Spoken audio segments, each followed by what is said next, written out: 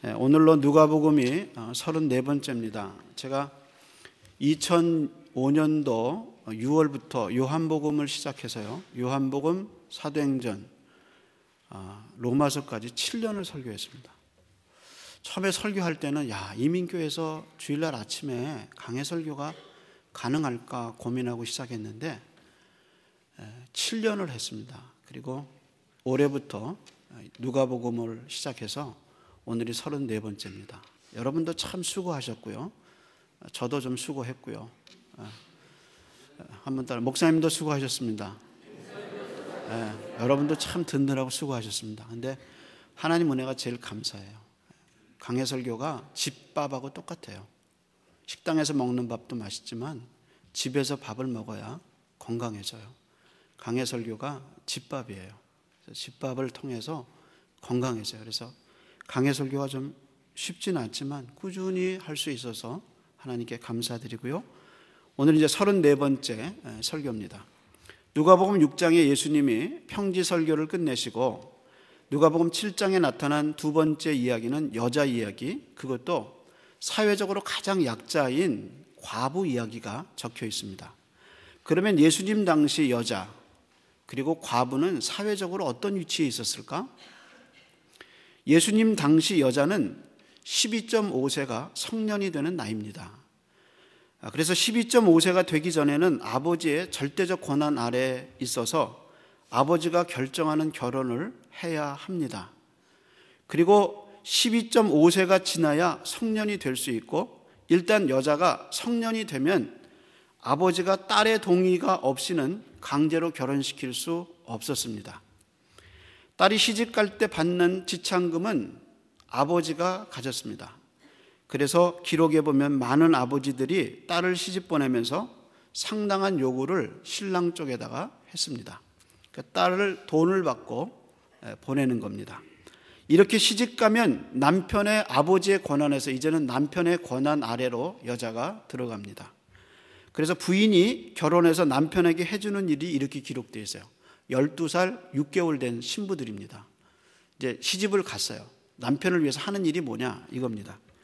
부인은 밀을 빻고 빵을 굽고 빨래와 요리를 해야 한다. 아이들에게 젖을 먹이고 남편의 잠자리를 깔아주고 양모를 가공한다. 그리고 남편의 술을 주조하고 남편의 얼굴과 손발을 찢겨 주어야 한다. 부인이 나가서 돈을 벌면 그 돈은 남편에게 귀속되었다. 이런 이유로 부인을 얻는 것과 여자 노예를 얻는 것이 다르지 않다고 생각했습니다. 이 시대로 남자들이 돌아가고 싶은 분 혹시 계세요? 혹시 요즘 이렇게 사는 남자 있어요? 정말 여자들이 고생했어요. 12살 6개월 된 신부가 가서 이렇게 살았어요. 평생을.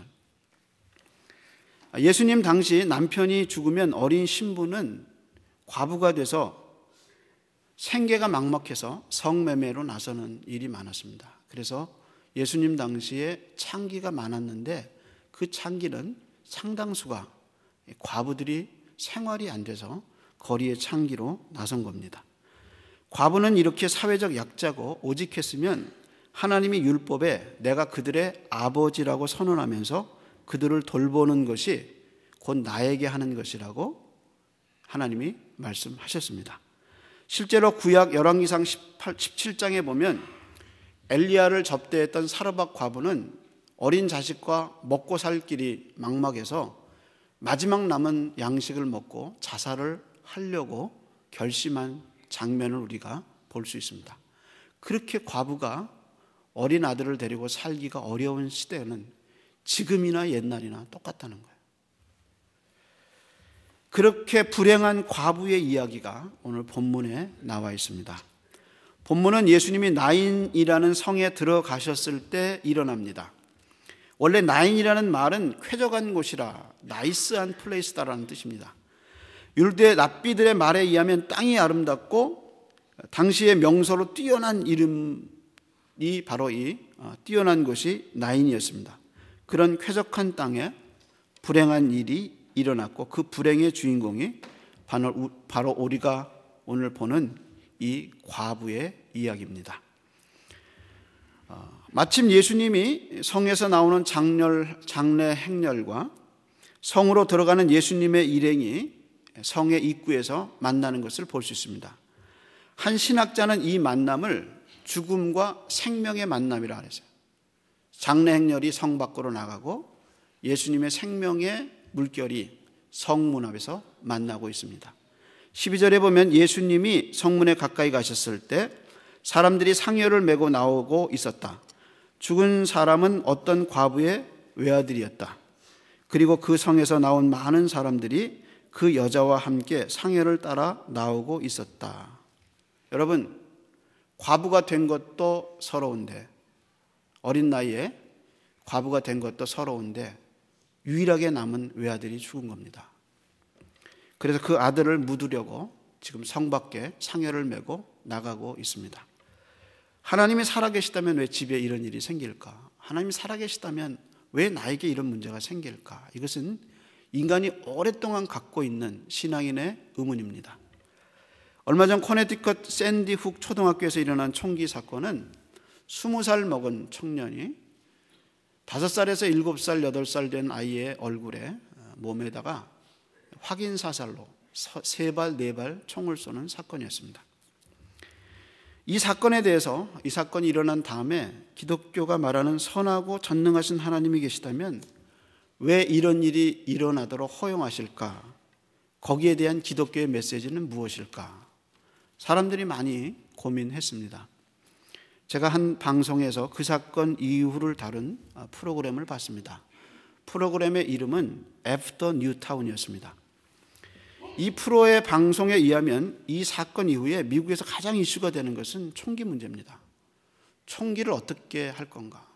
그런데 미국의 50개 주 중에서 5주는 16살이면 총기를 가질 수 있습니다. 합법적으로. 몬타나주는 14살에 총기를 소유할 수 있습니다. 여러분, 총을 팔아먹기 위해서 14살 된 아이가 총기를 합법적으로 소유할 수 있도록 한 나라가 미국입니다. 단순히 총기 문제가 아니라 엄청난 경제적 이익이 깔려 있습니다. 그래서 사람들이 어린 나이에도 총을 가질 수 있습니다. 미국 학교 총기 사건의 특징은 범행을 저지른 학생이 자살하거나 아니면 경찰에 의해서 살해되는 겁니다. 그래서 그 동기를 알 수 없었습니다. 그런데 1998년 오레곤주에서 자기 부모를 총으로 살해하고 살해한 뒤에 학교 가서 자기 친구들 둘을 죽이곤 그리고 다수를 부상시켰던 학생이 하나 있었습니다. 그 학생의 이름이 키플랜드입니다. 그 키플랜드라는 학생을 상담 치료 내용이 방송에 나왔습니다. 질문입니다. 그 학생이 질문받고 대답하는 가운데서 제일 많이 쓴 말은 3가지입니다. 오 하나님, 오 God이라는 말. 그 다음에 I have to do. 내가 이거를 했어야 했습니다. 또 하나는 나는 죽고 싶어요. I just want to die. 그 3말을 제일 많이 했습니다. 질문입니다. 죄책감을 느끼니? 네. 아버지가 널 때렸니? 아니요. 아버지가 내가 잘못했을 때 화를 내고 당황스러워했니? 예. 그런데 난 아버지를 사랑했어요. 그런데 그렇게 할 수밖에 없어요.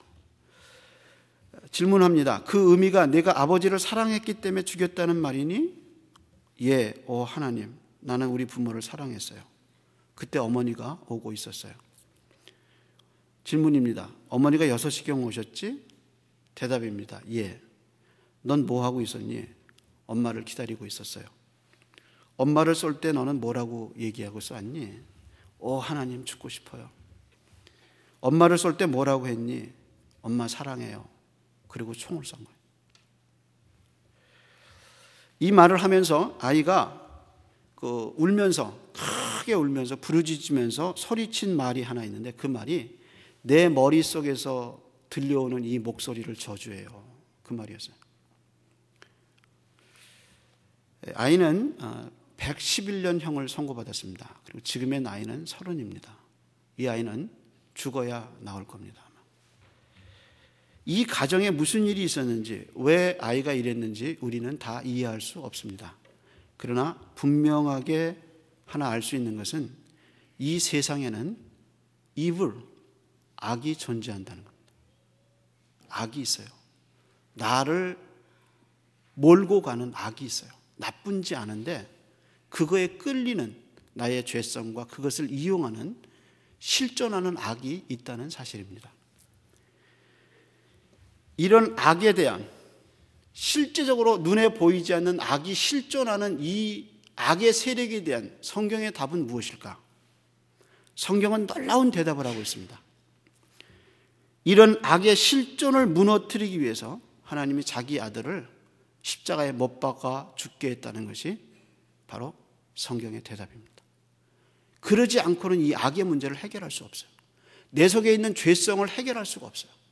그래서 하나님이 자기 아들을 십자가에 못 박아 죽게 했다는 것이 성경의 해답입니다. 정의를 이루고 죄 없는 세상을, 모든 공동체가 회복하는 유일한 길은 자기 아들 예수 그리스도를 십자가에 못 박아 죽게 했다는 겁니다. 그게 성경의 대답이에요. 나인성의 과부 이야기 속에서 우리가 배울 수 있는 것은 예수님이 이 과부의 아픔에 동참했다는 겁니다. 누가는 과부를 보시는 예수님의 마음을 여러 가지로 표현했습니다. 13절에는 과부를 보셨다고 그랬는데 뭘 보셨는가? 눈물을 보셨어요.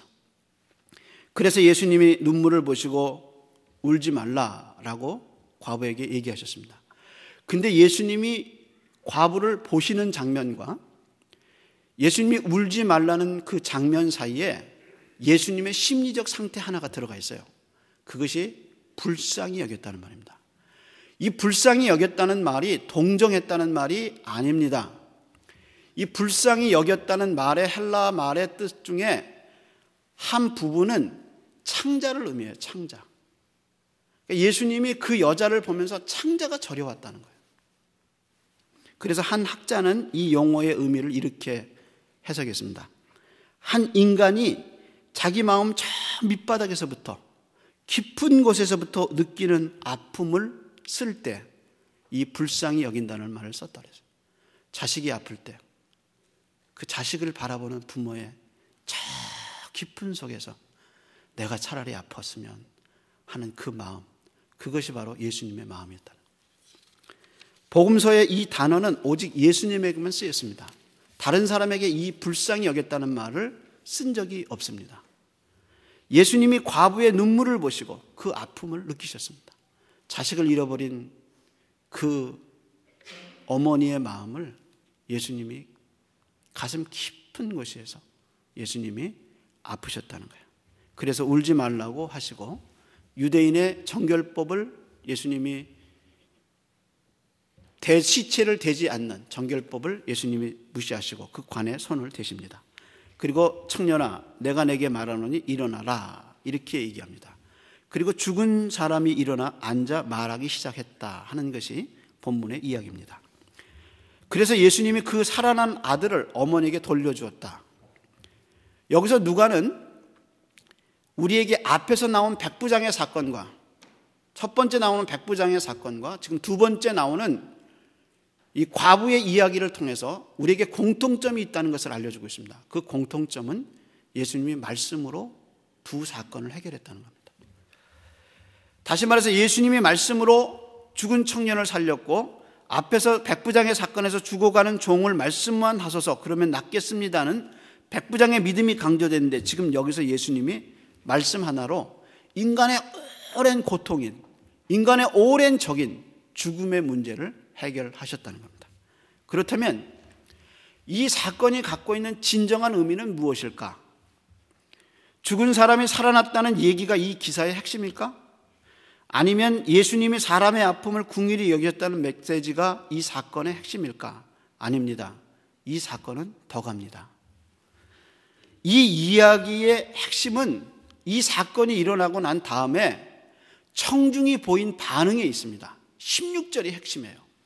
16절에 이렇게 얘기했습니다. 사람들이 모두 두려움에 사로잡혀서 하나님을 찬양하며 우리 가운데 위대한 선지자 예언자가 일어나셨다고 하기도 하고 하나님께서 자기 백성을 돌보아 주셨다고 말하기도 하였다. 그래서 청년이 살아나는 장면을 보면서 청중은 두 가지 반응을 보였습니다. 한 반응은 하나님이 우리 가운데 위대한 예언자 선지자를 일으키셨다라는 반응과 또 하나는 하나님이 자기 백성을 돌보셨다는 두 가지 반응이 있습니다. 근데 이 두 가지 반응을 이해하려면 우리는 이 앞전에 했던 누가복음 4장에 예수님이 메시아로서 세상의 사역을 시작하시기 전에 하신 메시아 선언이 적힌 누가복음 4장의 설교와 예수님이 평지 설교로 하신 누가복음 6장의 두 가지 사건을 이해해야 지금 이 청중의 반응을 우리가 제대로 해석할 수가 있다는 겁니다. 누가복음 4장에서 예수님이 내가 메시아로서 앞으로 이런 사역을 하겠다고 선언하신 선언문이 적힌 그 설교에서 예수님은 두 명의 선지자를 인용하십니다. 하나가 시돈 땅 사르밧 과부에게 보내진 엘리야의 이야기와 나만 장군의 문둥병을 고쳐준 엘리사의 이야기가 있습니다. 근데 재미있는 것은 죽은 자가 살아났던 그 시돈 땅이 지금 나인성과 6마일밖에 차이가 안 돼요. 바로 옆에 붙어 있어요. 그러니까 누가는 이 두 명의 선지자가 한 사건보다 예수 그리스도가 하신 사건이 얼마나 위대한가를 우리에게 보여주고 있어요. 둘은 비교도 안 될 정도로 예수님이 하신 위대한 사건을 일어나서 백성들이 위대한 선지자가 일어났다고 말했다. 그것을 기록하고 있습니다. 또 하나는 평지설교 6장에 적힌 평지설교에서 예수님이 6장 21절에 이렇게 얘기했습니다. 지금 우는 너희는 행복하다. 지금 우는 너희는 행복하다. 너희가 웃게 될 것이다 라고 하셨는데 이 과부가 지금 울고 있다가 예수 그리스도를 만나서 그 웃음이 닦여지고 예수님 때문에 행복한 모습을 보여주고 있다는 거예요. 평지설교에서 예수님이 하신 메시지가 7장에서 지금 이루어지고 있다는 사실을 보여주고 있어요. 마치 요한계시록 21장에 하나님의 나라를 표현하면서 사도 요한이 두 가지 표현했습니다. 21장 3절에 하나님이 친히 그들과 함께 계시다는 표현과 또 다른 표현은 그들의 눈의 모든 눈물을 씻어주실 것이니 다시는 죽음도 없고 슬픔도 없고 우는 것도 아픔도 없을 것이다. 이것은 전에 있는 것들이 다 사라졌기 때문이다. 그러니까 지금 이 여자 과부가 죽음이라는 문제 때문에 아프고 고통스럽고 울고 있는 이 과부를 예수님이 찾아가셔서 눈물을 씻겨주시고 과부의 눈물을 웃음으로 바꿔주시는 이 예수님의 모습을 우리에게 보여주고 있다는 겁니다. 그러면 이것을 계시록 21장에 나와 있는 이 천국의 모습은 죽어서 맛보는가? 아닙니다. 누가는 강력하게 얘기하고 있어요. 강력하게 말하기를 하나님의 나라 가서 직접 그 만날 맛볼 그 하나님의 영광을 예수님이 가져오신 하나님의 나라를 받아들이고 예수 그리스도를 받아들이는 사람에게 이 과부의 아픔이 사라졌듯이 그런 기쁨이 있을 거라고 얘기하고 있어요. 성경의 중심은 항상 예수입니다. 그분이 누군가, 그분이 무슨 일을 하셨나, 그것이 성경의 중심이에요. 그래서 죄로 망가진 인생이 죄 때문에 울고 죄성 때문에 고통하는 나의 모습이 예수 그리스도를 영접함으로 하나님의 나라, 이 세상이 아니라 하나님의 나라의 온갖 보화와 기쁨을 맛볼 수 있는 하나님의 나라를 경험할 수 있다는 거예요. 누구를 통해서? 예수 그리스도를 통해서. 그것이 이 성경의 메시지입니다. 마지막으로 교회 협의회가 1990년에 발표한 선언문을 이야기하면서 설교를 마치려고 합니다. WCC라고 불리우는 세계교회협의회가, 교회입니다. 교회. 세계교회협의회가 가장 큰 단체입니다. 1990년 기독교의 유일한 구원의 길이신 예수님에 대해서 이런 견해를 밝혔습니다. 우리는 예수 그리스도의 도보다 다른 길과 도를 따르는 추종자들 가운데서도 선함과 진리와 거룩함을 보고 체험했기 때문에 우리는 그리스도에 대한 분명한 개인적 귀에만 구원을 제한하는 신학을 넘어설 필요를 인정한다. 그리고 그 다음 말에 이렇게 얘기했어요. 하나님이 그리스도를 통해서 모든 역사 가운데서, 그리고 그 다음 말이 그리고 다른 종교를 통해서도 일하신다. 이 말은 예수 그리스도를 통해서 구원을 얻는다는 성경의 유일한 구원의 길이신 예수 그리스도의 신학을 넘어갈 필요가 있다는 거예요. 그래서 모든 종교에 구원이 있다고 선언한 WCC의 선언문입니다. 이 말이 사실이라면 왜 하나님은 자기 아들을 십자가에 죽였을까? 구원이 모든 종교에 다 있다면 왜 하나님은 자기 아들을 십자가에 못 박아 죽였을까? 그게 큰 의문이고, 구원이 모든 종교에 있다면 왜 우리는 교회를 나오고 예수의 이야기를 들어야 할까? 마치 지나간 신문 기사를 읽는 것처럼 성경의 이야기는 흥미가 없어질 겁니다. 여러분, 예수 그리스도가 유일한 구원의 길입니다. 나인성의 과부의 아들을 말씀으로 살리신 예수를 통해서 하나님의 구원 역사가 이 땅에 이루어지고 있다고 누가는 분명한 어조로 이 성경을 기록했습니다. 이 나인성의 과부 이야기는 그분이 누구냐? 예수님의 정체성에 있어요. 그분이 누구냐? 그래서 세례 요한의 사건이 다음 주에 있는데 거기서도 세례 요한이 우리가 오실 그이가 바로 메시아가 당신입니까? 하고 묻는 장면을 우리가 볼 수 있습니다. 나인성의 과부의 슬픈 이야기 속에 예수 그리스도의 구원의 이야기가 들어오면서 울던 자가, 고통하던 자가 예수의 그 은혜로운 세계 속에서 웃게 되고 소망을 발견하는 하나님 나라의 이야기를 경험하는 그 이야기가 나인성 과부의 이야기입니다. 예수님은 우리의 주님이시고 하나님의 아들이십니다. 이민자로 살아가는 여러분의 인생의 이야기 속에 그리스도는 누구십니까? 기도하겠습니다.